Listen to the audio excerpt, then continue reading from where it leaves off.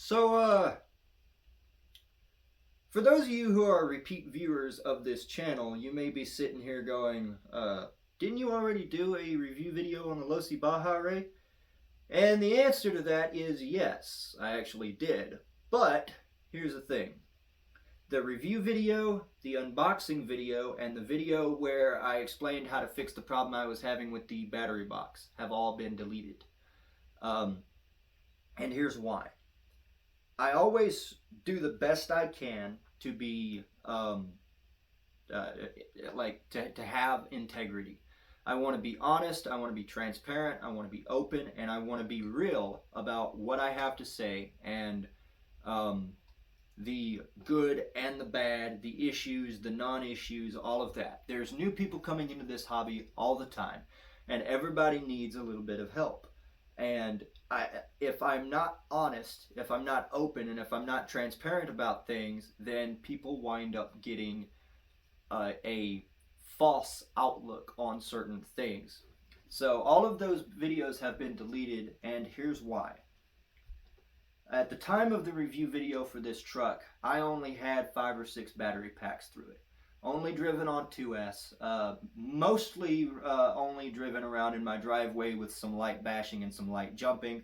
And realistically, I hadn't even pushed this truck to what it's capable of doing. I was, so during the review video, during the first run video, I actually pulled a rear shock apart, which made me afraid of this truck. I had only put 5 battery packs through it since that, before I did the review video, because I was just afraid that something else on it was going to go wrong. And I am on a serious budget with most of the stuff I do, and I know it doesn't look like it, but realistically I am very much on a budget. So I didn't want to break it, I didn't want to beat it real hard, I didn't want to have another problem and things like that. So I only put about 5 packs through it with some real light bashing before doing that review video. And anybody who's owned one of these, actually even if you haven't, you're probably aware that before you talk about something, you should have experience with what you've talked about. And I did have experience a little bit, and I did go to forums, and I did look up things, and I did look up other people's issues. And at the end of the day, the information I gave in the original review video was 100% honest, but the more I look back on it, the more I feel that I was aggravated with this truck and may have been a little rough on it, may have been a little hard on it, and may have let my aggravation due to the problems I was having sway my opinion on this truck. So we're going to take another shot at this review video here. I've got a whole list of both good and bad that I want to talk about. Lots of details, lots of information, and even some pretty simple fixes for the problems that I was having. So first on the list is the good, which is the handling of this truck. Now this is a 1/10 scale losi Baja Rey. It is 2S capable and 3S capable. Before I get into all of this, let me go ahead and clarify that I have still not ran this truck on 3S. It's been on 2S its entire life, so keep that in mind. So the first good thing about it is the handling. Being modeled off of a scale, being a scale replica of a full-size trophy truck means that this thing handles a lot like a full-size trophy truck. So the handling on it takes a bit to get used to. When you hammer down on the throttle, it'll squat in the back and release some of the pressure off the front tires, which means it does understeer a bit, which if you don't know what that means, understeer is where you go to turn, and instead of turning how it's supposed to, it kind of wants to go straight. So the truck does fight you. It will fight you in the handling department if you don't know how to drive it. Now, make no mistake, that is not a fault of the way this truck is designed. It is not a problem with the way this truck is designed. It is not an issue because of what this truck is meant to represent. You see, large trophy trucks, full-scale trophy trucks, have tons of suspension travel, and they are very, very floaty and stuff like that. When you get on the gas, they squat in the rear, they lift they lift the front end up, and that reduces the amount of weight on the front tires, which causes them to understeer quite a bit, even on full-scale trucks, at least from the races that I've watched and stuff like that. To get this truck to turn, you have to not toss it in, but you have to make sure you've got enough momentum that when you want to turn, you can tap the brakes, transfer all that weight to the front end, and then you have some grip that you can turn with. So it's a very different driving experience compared to something like a race buggy or a fully independent suspension truck or something like this. This thing has a lot of body roll, a lot of body movement, and it's not an issue for this particular truck. If it was a race buggy, then yeah, there would be some changes that needed to be made.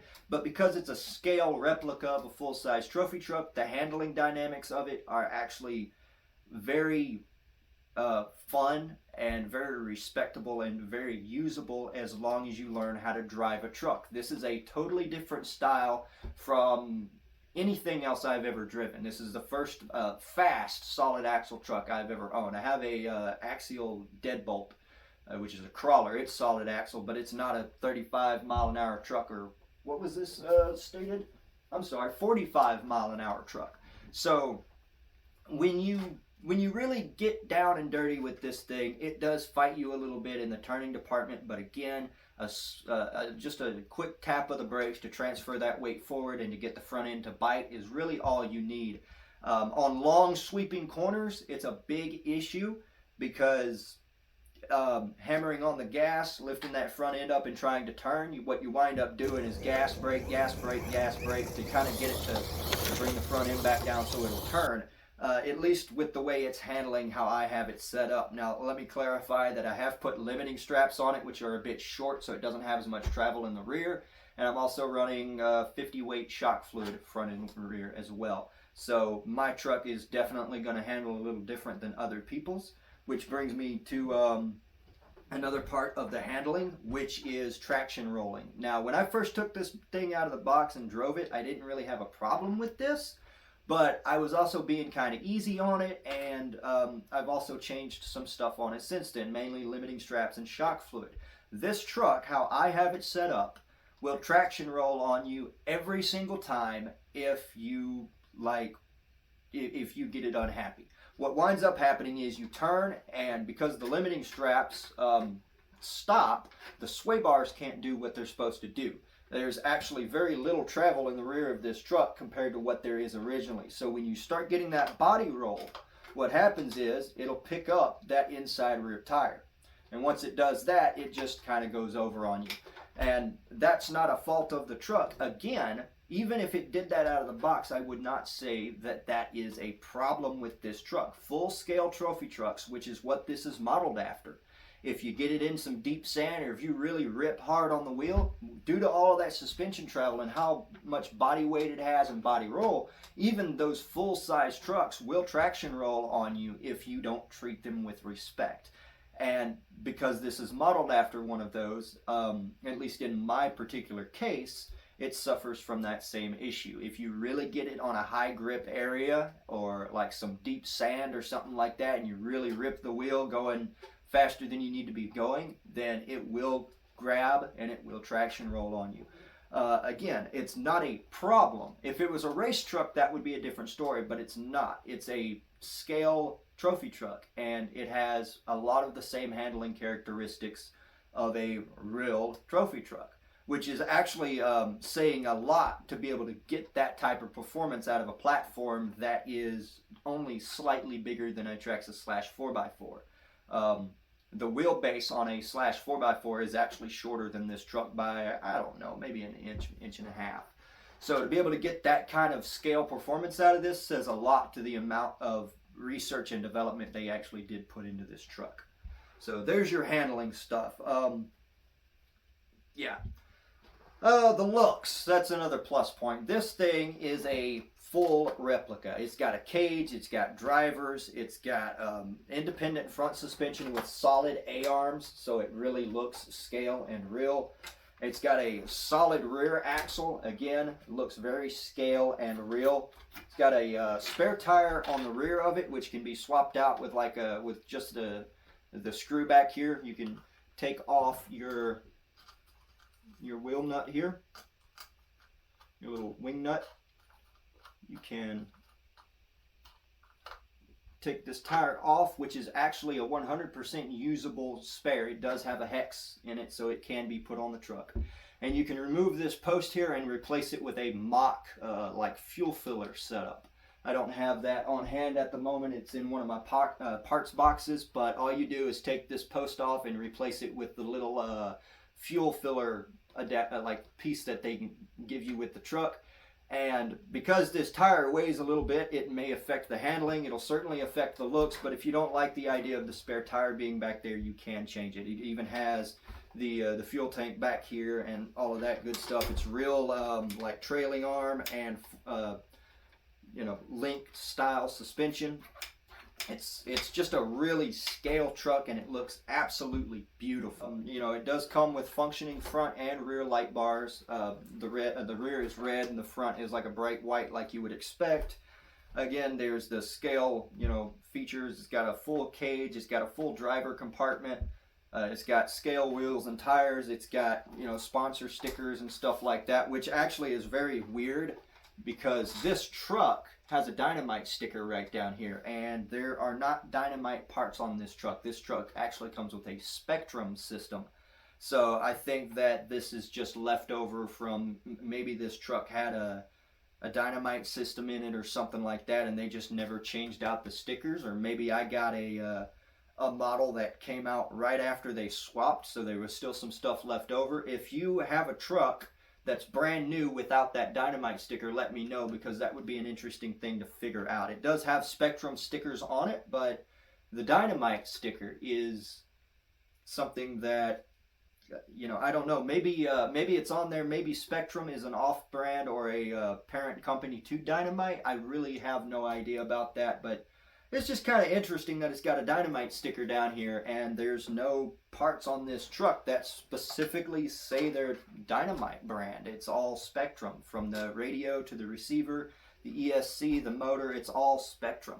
The remote that it comes with is actually a pretty nice remote. When you are using the smart batteries that it's set up to run, it will tell you your battery levels and stuff like that. The remote has a nice little beep on it when you turn it on. It's got a power LED light. It's got all of the trim knobs you would expect.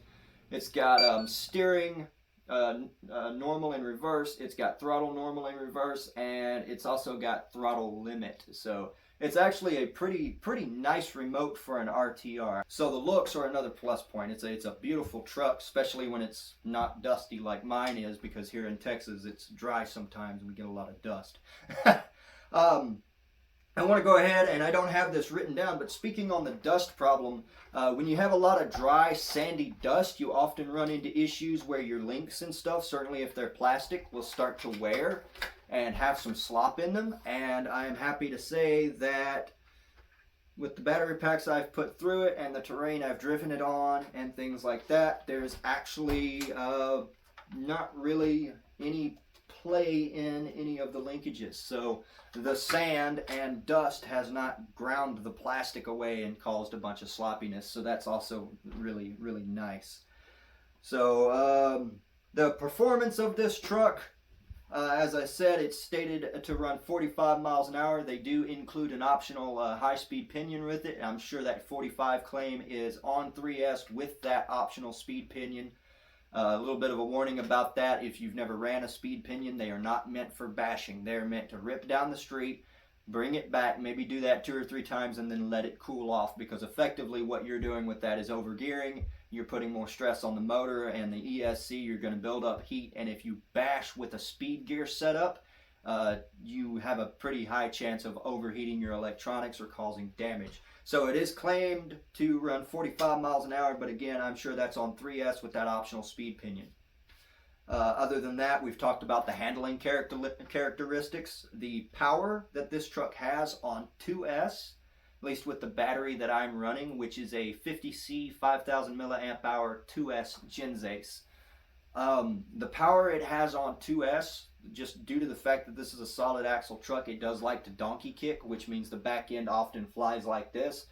And with the RPM and power that you push on 2S, it's very rare that you can hammer on it and actually get it to pull the front end back up. A lot of times with this truck, if you take off wrong off of a jump, you're going to land nose first. That's just how it is. So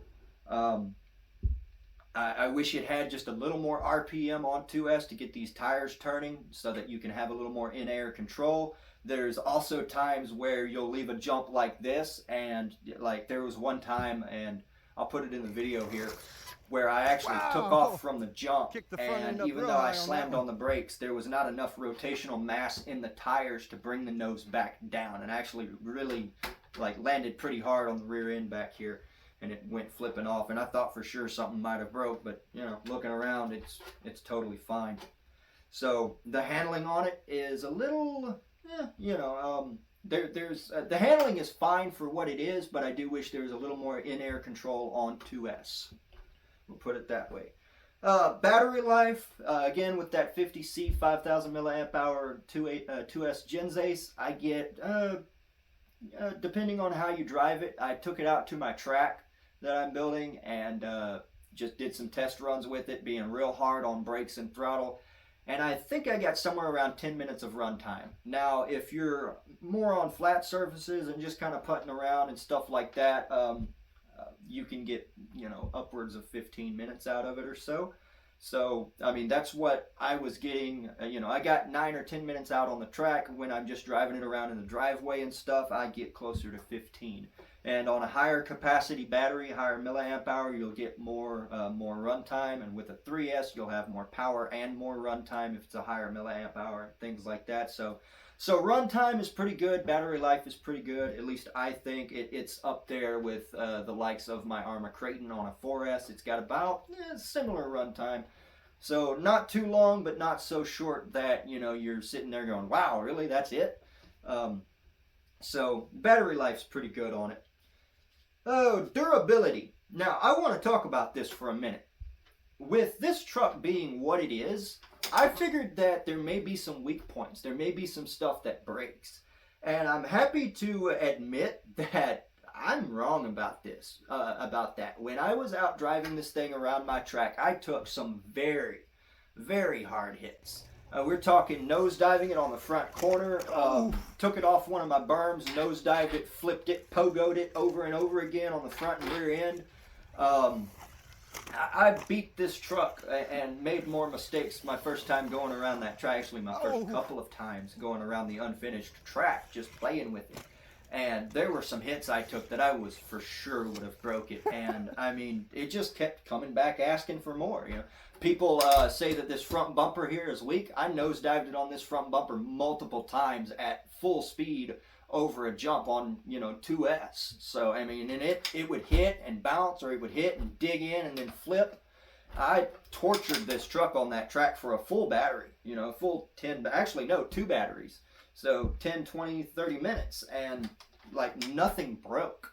So it's plenty durable for just like your everyday light duty bashing. I really, there's not much that, the body takes a lot of your impacts, and fortunately actually saves your spots like your A-arms and things like that, because it's kind of hard to hit something with a truck that has a full body. If you come down like that, the body's taking the impact, not the tires. If you come down on the back end, that rear of that cage is taking the impact, not the tires. So all of the points that you would think would be kind of weak on this truck, like A-arms and things like that, they're actually pretty well protected due to it having this big trophy truck style body on it. So durability on this truck's actually pretty good, at least for what I put it through.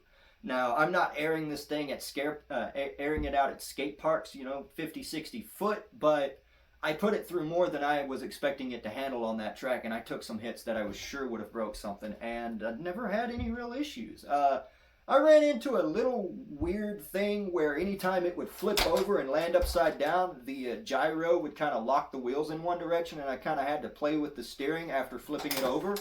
But, you know, just a real quick input on the steering and it would come back to center. So it may have just been that it was upside down and it needed to reorientate itself.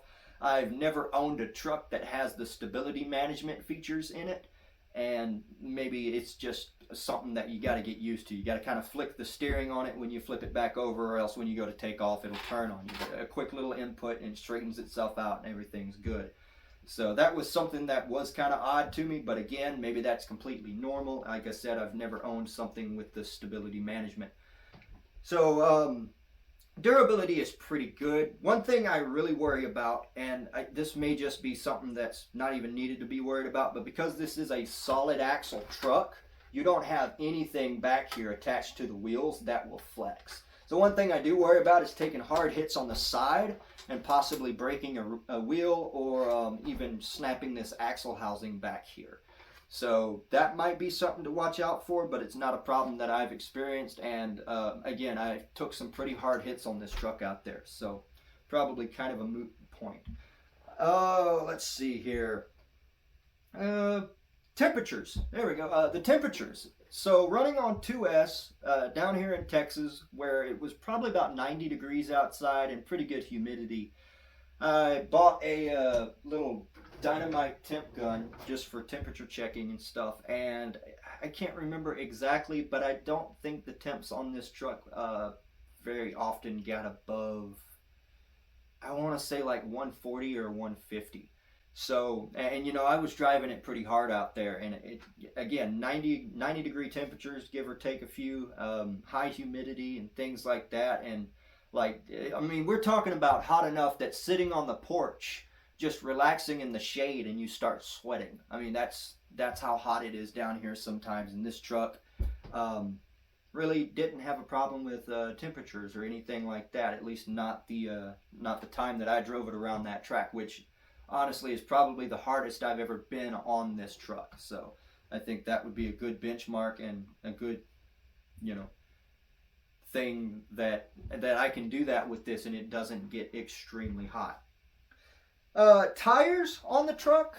Now, I've heard some people say that they don't like these tires, but me specifically, I really actually like them.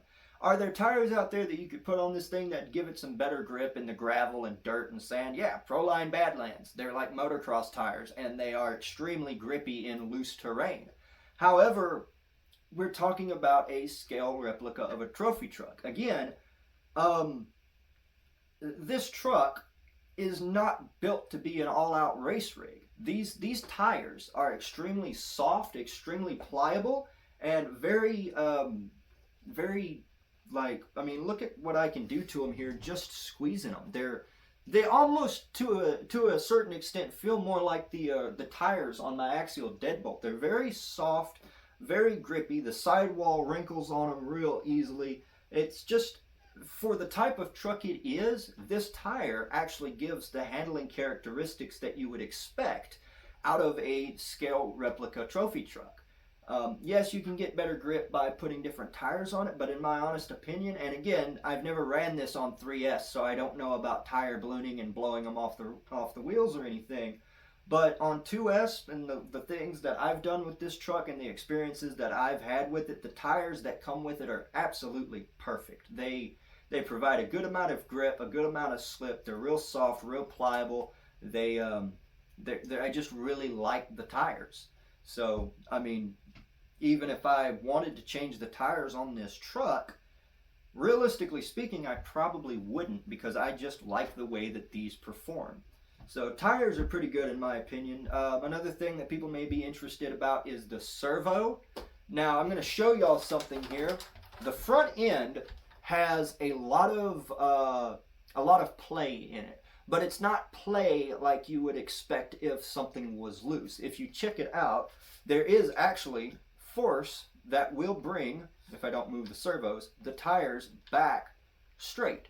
It's play, but it's play that fights against you. It's not something loose. It's not rattling around. This thing isn't gonna, be going all over the place when you're trying to go straight. There is enough force here to keep the tires straight under running conditions, but there is a lot of play. And what I think that is a servo saver in here, and admittedly it's kind of a soft servo saver, but again, this is not a race truck where all-out handling and cornering is the thing that you're after and stuff like that.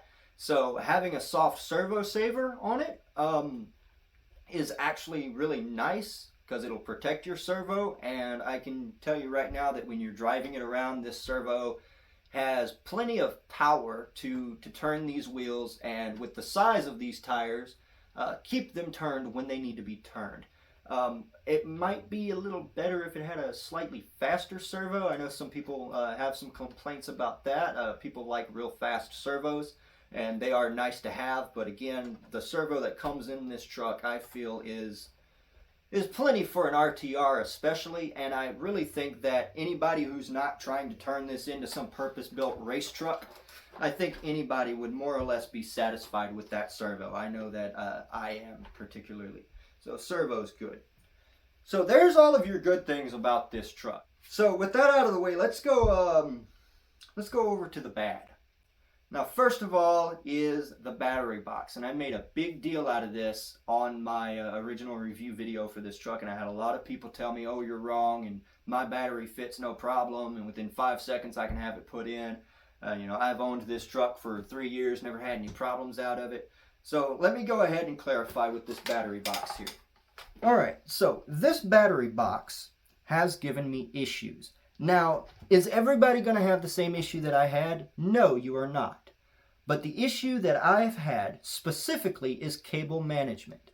With now, this is a very specific issue, and I cannot tell you if other batteries have the same problem. But I know that my personal experience with a 2S Genzace 5000 milliamp hour 50C battery, my problem is that the divider in this truck that makes it use a 2S battery gets in the way and does not allow you a place to tuck in your balance lead. And unfortunately, the cables on the Genzace 2S battery for the balance plug are not long enough to come down under this door along with the power leads. So you cannot close this door with that specific battery because there's no place to put the balance leads. So my first attempt at fixing this was to cut away the top of the door here so I could route the battery wires here and hang the balance lead down here. All I had to do was take the battery and flip it over so that the wires were on top, not on bottom.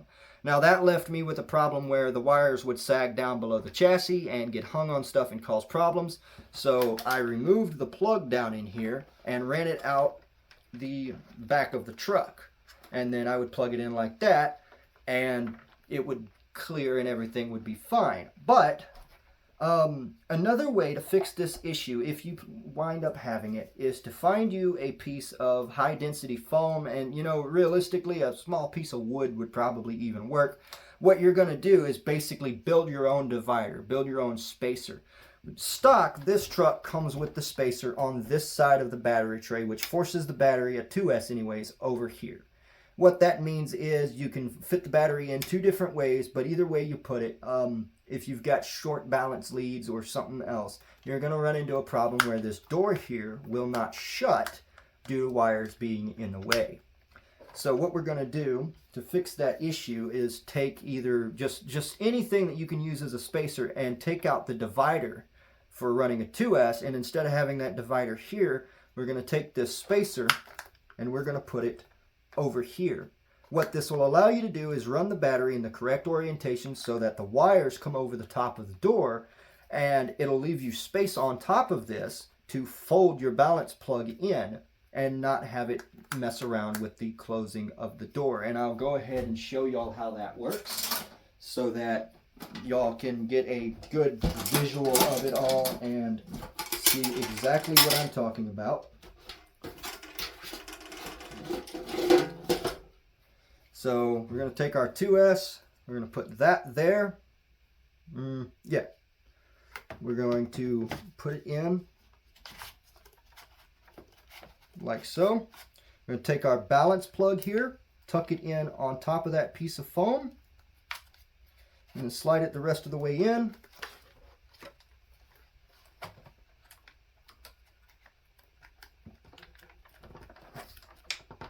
Come on. There we go. Now your battery door will close and you've got your power leads where they're supposed to be. So that's how you fix that little issue if you run into a cable management problem. You just build your own spacer out of anything that's laying around. I prefer foam so that if it's a hard hit, it'll soak up some of the impact of the, the battery. But that's how you fix that little problem. It's an annoyance, and really I do believe they should have designed this battery box a little different so that you didn't have to worry about what type of battery you were running. Another thing I got wrong in the original review video was I said that there's no way you can run a 4S in this truck because there's not enough space. Now, there is a guy here on YouTube who has fit a 4S battery in this truck, and what he did was he used a soft pack that is a slightly different dimension, a physically smaller battery, and it actually does fit in this box. It is a 4S battery. It does deliver 4S power, and it, like I said, it does fit. But if you're talking about running a 4S hard case or something in this battery box, I really don't know if you could make that work. This thing is designed for 2 and 3S batteries. The other ones might fit, but you may have to look around and look up some information regarding that. So there's that. Now, with that being said, we're going to talk about another bad point and why personally I wouldn't want to run 4S on this truck anyways. Alright, so why don't you want to run 4S on this truck, at least in my personal opinion? There are people who have done it and everything like that. And just for clarification, I have not personally had this problem, although it is a problem that I've heard of. It is a problem that a friend of mine had. And if you go to forums and places like that, it's actually apparently a pretty common issue. Now again, I've never had the problem, but I've also only ran this truck on 2S. The way that the diffs in this truck are held together, in my opinion, they should have been built a little better. You have tiny little coarse thread Phillips head screws that hold your ring gear to your diff cup. And if you're on a high traction surface running lots of power, being real hard on it, you run the risk of actually snapping those screws off between the ring gear and the diff cup, which effectively turns it into a two-wheel drive, which also effectively turns it into a truck that won't move, period, because it also has a center diff. That center diff will transfer all that power to the path of least resistance, which is going to be your broken diff. So, in my personal opinion, running 4S on it, you may be able to get away with it, but unless you beef up the diffs, I really personally wouldn't do it. Now, that's not me telling you not to. If you want to, go ahead.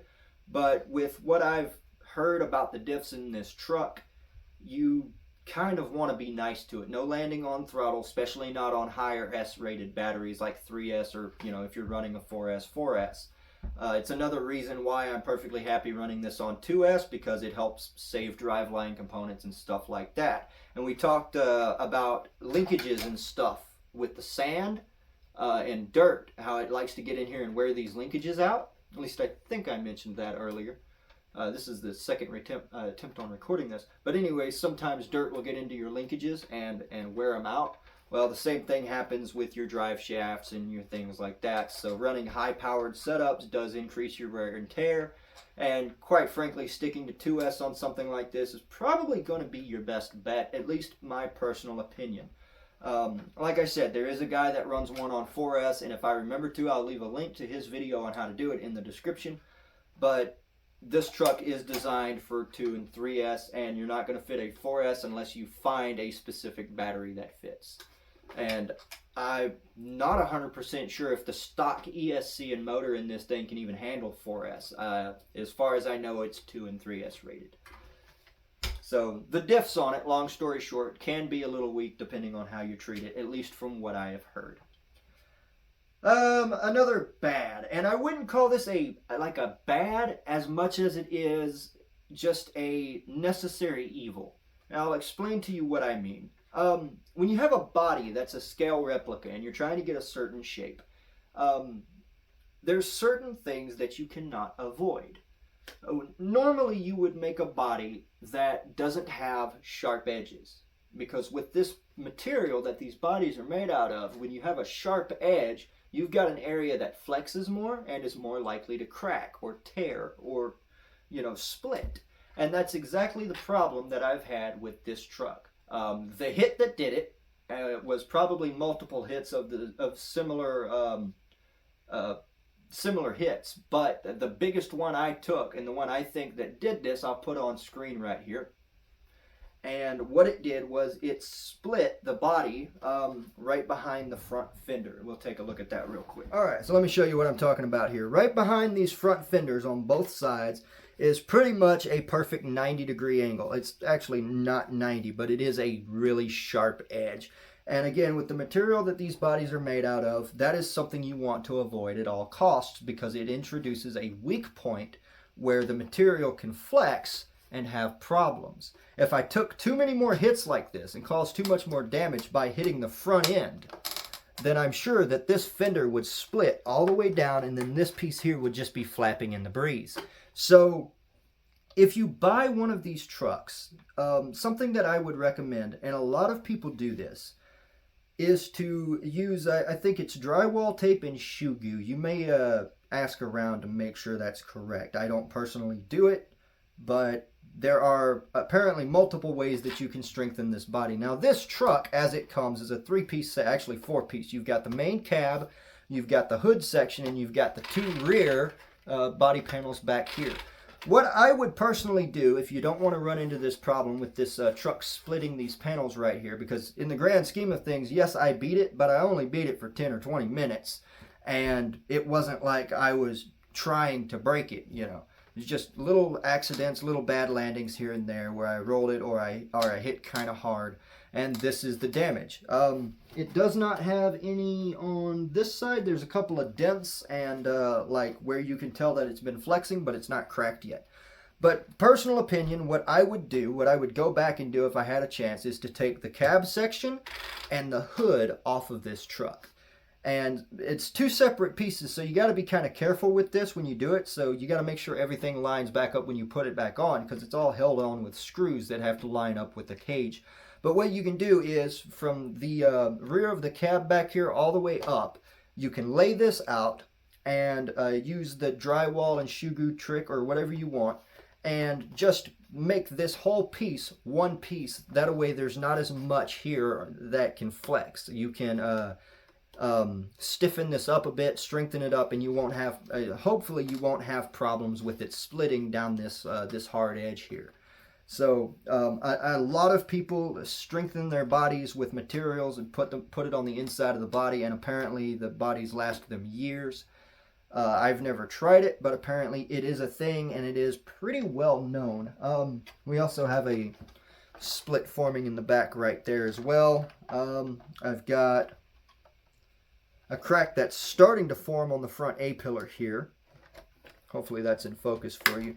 And again, this is just from doing the stuff that you're seeing in this video, you know, that I've shown you so far, you know, 20-30 minutes of testing it around a track. So the body on it, due to the shape, and again, I said it's a necessary evil. If you want a truck to look like this, there's certain things that cannot be helped. And to get this style scale truck, there's certain ways that it has to look. And because of that, you introduce certain weak points. So this is not something that I'm faulting the truck for or anything like that, but it is just something to be aware of. Apparently the body panels are just slightly weak up here around the front, and maybe this A-pillar here.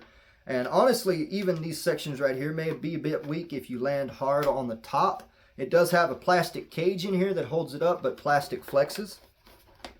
And you may wind up having some stresses there that may crack that. So, you know, just keep that in mind. I always wondered why I've seen so many pictures of these running without the panels on the cage, and, well, there's your answer. Apparently, some people just don't bother buying body panels for it. All right, next thing to look at is shocks. Now, this is a problem that I had specifically, and what I chalk this up to is a quality control issue. Let me start by saying ready to run does not mean ready to take it out of the box, take it apart, and make sure it was assembled right from the factory. Ready to run means take it out of the box, charge a battery, and have fun. And unfortunately, I got about 15 minutes of fun out of this truck before I had a fairly minor rollover in the grand scheme of things and actually pulled apart one of my rear shocks. Now, I was wondering why it happened because, you know, I just like, wow, really? Like, that happened? That just happened? And I got my answer when I went to tear the rear shocks apart to refill them. So I refilled the whole truck with 50 weight, and I'm glad I did because not a single shock on this truck was full of oil at the time. The two front shocks, I think one they came pretty close on. They had about 3/4 full. The other one was just about 1/4 full. One of the rear shocks was totally empty because I had torn it apart, and I think it was even close to empty before I tore it apart. If anybody's blown a shock, you know that that oil gets everywhere, and when it does, dirt and mud kicks up everywhere. And there was no, I mean, even if you go back and watch that video, when I show the back of the truck, you can very clearly tell there's a small wet spot, I think, on the tire, and I think there was just a tiny little bit on top of the axle here, but the whole rear end was not caked up with dirt and mud and, you know, stuff that had stuck to the shock oil. So the shock that tore apart in the rear, I'm fairly confident was either empty or very close to being empty. Either way, the reason it tore apart is because during that roll, due to this being a solid axle truck, the whole rear end is connected. So when it's sitting there flipping, it hits one tire, which will pull the other tire out, and then it'll hit that one and pull the other one out. Now this has limiting straps, so it's not going to do it.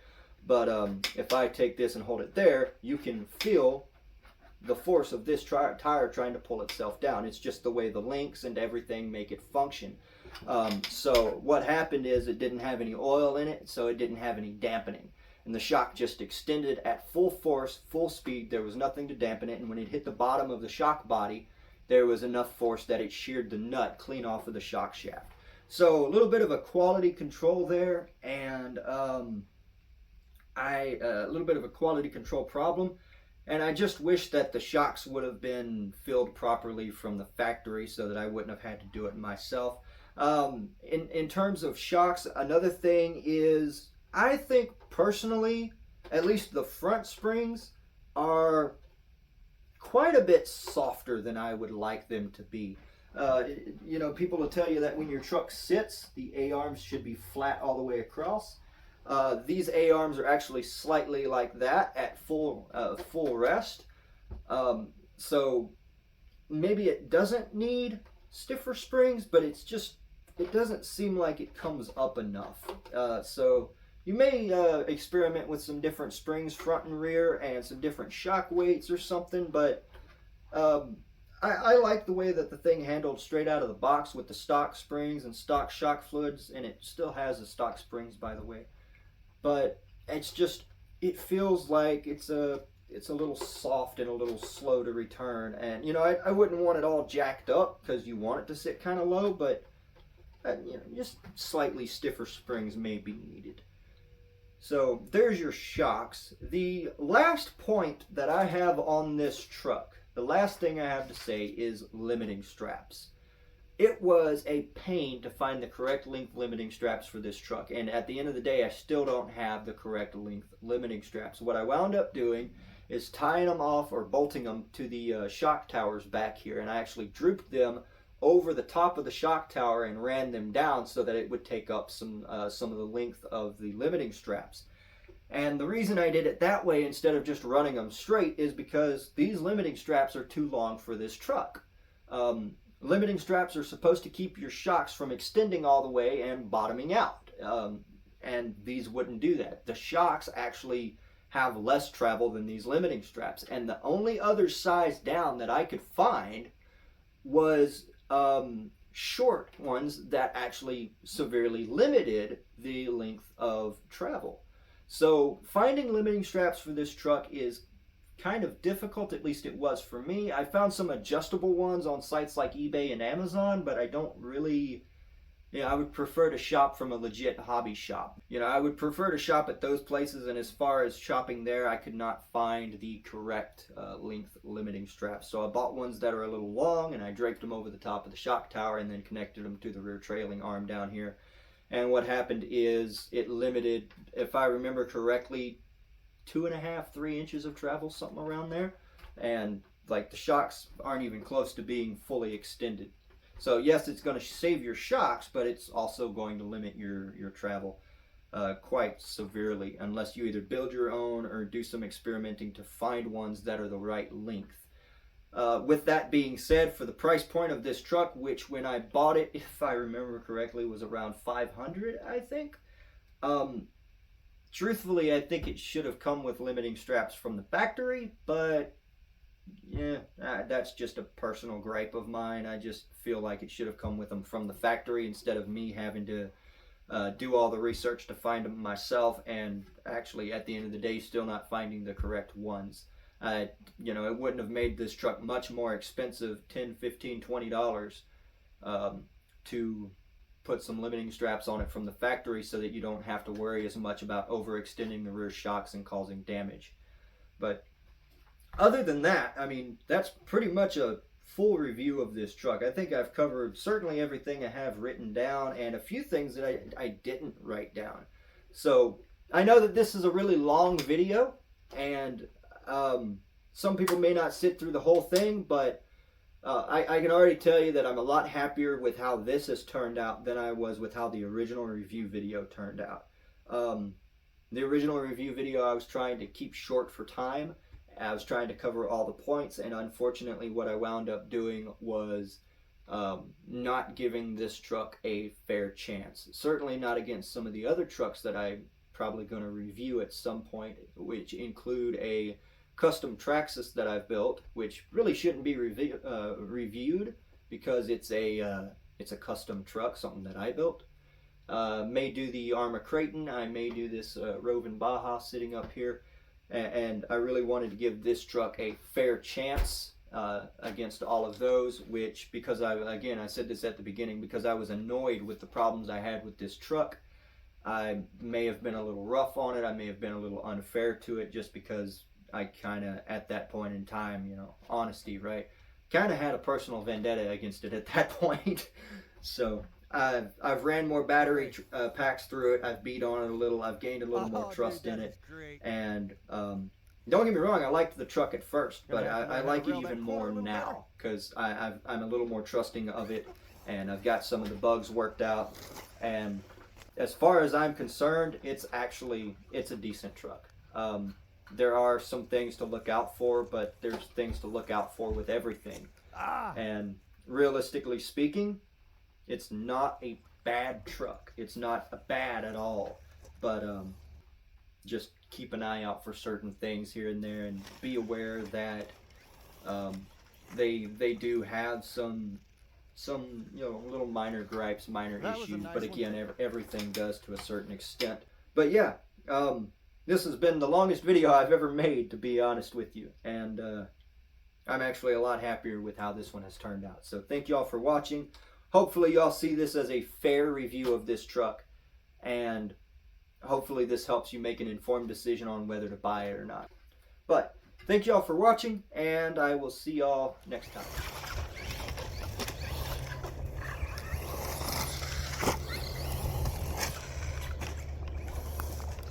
No. Aw.